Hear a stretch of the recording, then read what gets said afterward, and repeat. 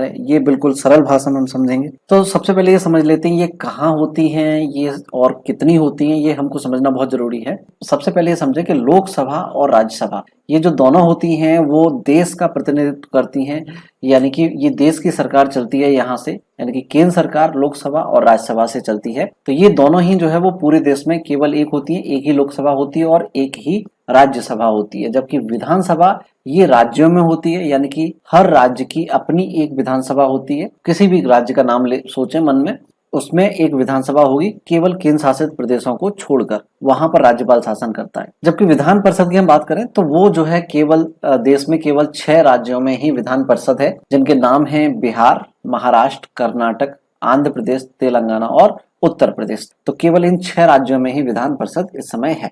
अब देखिए इनके मेंबर्स क्या कहलाते हैं। लोकसभा का जो है लोकसभा सदस्य का चुनाव आम जनता द्वारा होता है। इसके जो सदस्य होते हैं वो एक संसदीय क्षेत्र से चुनकर आते हैं, तो इसलिए इनको लोकसभा सांसद कहते हैं या इनको एमपी भी कहा जाता है, यानी कि मेंबर ऑफ पार्लियामेंट। जबकि राज्यसभा के जो सदस्य होते हैं इनका अप्रत्यक्ष चुनाव होता है, ये प्रत्यक्ष जनता द्वारा चुनकर नहीं आते हैं, इनको राज्यसभा सांसद कहते हैं। साथ ही इनको भी एमपी कहा जाता है, इनकी मेंबर ऑफ पार्लियामेंट। इनके पार्लियामेंट में लोकसभा और राज्यसभा दोनों ही शामिल हो जाते हैं। तो कोई लोकसभा का सांसद है या राज्यसभा का सांसद है तो उसके लिए नाम के आगे स्पष्ट लगाना पड़ता है कि भाई ये लोकसभा एमपी है या राज्यसभा एमपी है। जबकि विधानसभा जो कि राज्य में होती है तो इसके सदस्यों को विधायक कहते हैं। इसका भी चुनाव आम जनता द्वारा होता है और इसके सदस्यों को हम एमएलए कहते हैं, यानी कि फुल फॉर्म है मेंबर ऑफ लेजिस्लेटिव असेंबली। जबकि विधान परिषद इसके सदस्यों को हम एमएलसी कहते हैं, यानी कि member of legislative council. Vidhan Parishad के जो सदस्य होते हैं उनका चुनाव भी अप्रत्यक्ष चुनाव होता है, वो आम जनता द्वारा नहीं चुने जाते हैं। तो फिर कैसे चुने जाते हैं ये चीज हमको समझनी है कि लोकसभा की जैसे हम बात करें तो देश की जनता, आम जनता द्वारा इनको चुना जाता है। एक लोकसभा क्षेत्र से एक सांसद चुनकर आता है जिसको हम लोकसभा एमपी कहते हैं। तो चूंकि आम जनता द्वारा चुना जा रहा है इसलिए इसको निम्न सदन या हाउस ऑफ पीपल कहा जाता है या लोअर हाउस कहा जाता है। जबकि राज्यसभा को जो है वो अपर हाउस कहा जाता है, यानी कि काउंसिल ऑफ स्टेट्स इसको कहा जाता है। इसके जो सदस्य होते हैं वो एमएलए द्वारा चुने जाते हैं, यानी कि एमएलए कौन, जो विधानसभा में विधायक होते हैं राज्यों के।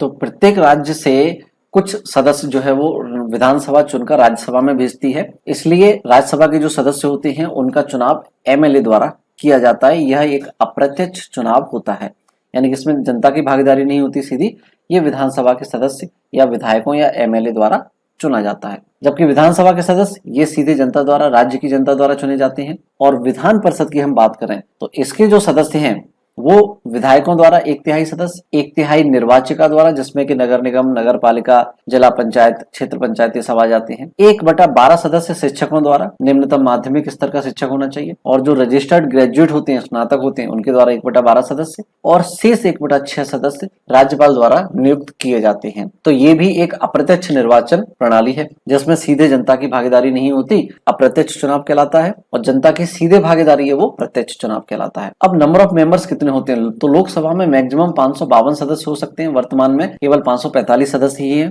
जबकि राज्यसभा में कुल 250 सदस्य होते हैं, जिसमें से 12 सदस्य राष्ट्रपति द्वारा चुने जाते हैं। जबकि विधानसभा की हम बात करें तो विधानसभा की जो सदस्य संख्या होती है वो उस राज्य की तहसील या विधानसभा क्षेत्रों पर निर्भर करती है कि कितने वहां पर विधानसभा क्षेत्र हैं, तो उतने ही वहां से विधायक या एमएलए चुनकर आएंगे। जबकि विधान परिषद की बात करें, केवल 6 राज्यों में विधान परिषद है। तो जैसे यूपी की बात करें तो वहां अधिकतम 100 सीटें हैं। इस प्रकार से जो संख्या सामने लिखी गई है तो अधिकतम संख्या ये होती है। इसके लिए एक नियम ये है कि किसी भी राज्य की विधान परिषद में जो अधिकतम सदस्य संख्या होगी वो विधानसभा के सदस्यों का 1/3 होगी या न्यूनतम 40 होगी। 40 से कम नहीं हो सकती, या 1/3 होगी या 40 से अधिक होगी विधान परिषद की सदस्य संख्या। फॉर एग्जाम्पल हम देखें कि अगर विधानसभा में 120 सीटें हैं तो इसका 1/3 अगर आप ज्ञात करेंगे तो 40 प्राप्त होगा, यानी कि 1/3 होगा या न्यूनतम 40 होगा, इससे ज्यादा होगा। अब इनका कार्यकाल कितना होता है, तो लोकसभा के जो सदस्य होते हैं उनका कार्यकाल 5 वर्ष होता है। और लोकसभा जो होता है वो एक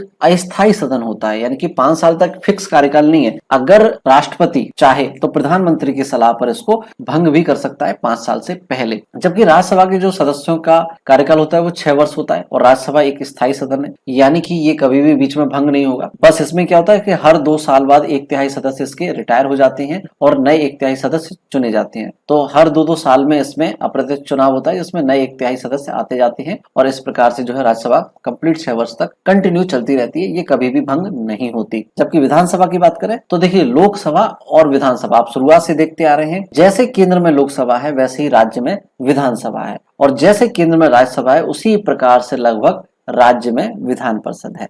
लोकसभा विधानसभा और राज्यसभा विधान परिषद, इनका आप देखें तो लगभग सारे जो रूल हैं वो काफी हद तक सिमिलर हैं। तो अगर हम इसमें भी देखें तो विधानसभा का कार्यकाल 5 वर्ष है, जैसे कि लोकसभा का था। विधानसभा भी एक अस्थायी सदन है, जैसे लोकसभा थी। तो विधानसभा को भी बीच में भंग किया जा सकता है। राज्यपाल चाहे तो वो राष्ट्रपति को सलाह दे सकता है कि भैया विधानसभा में या इस राज्य में जो है स्थितियां कुछ विषम परिस्थितियां हैं, तो उसको भंग किया जाए। जबकि विधान परिषद भी राज्यसभा की तरह एक स्थायी सदन है, ये कभी भी भंग नहीं हो सकता। इसके सदस्यों का कार्यकाल भी 6 वर्ष होता है। मिनिमम एज की बात करें, न्यूनतम आयु की इसके सदस्य बनने के लिए, तो लोकसभा का सदस्य बनना है अगर आपको, तो 25 वर्ष आपकी मिनिमम आयु होनी चाहिए या इससे अधिक होना चाहिए।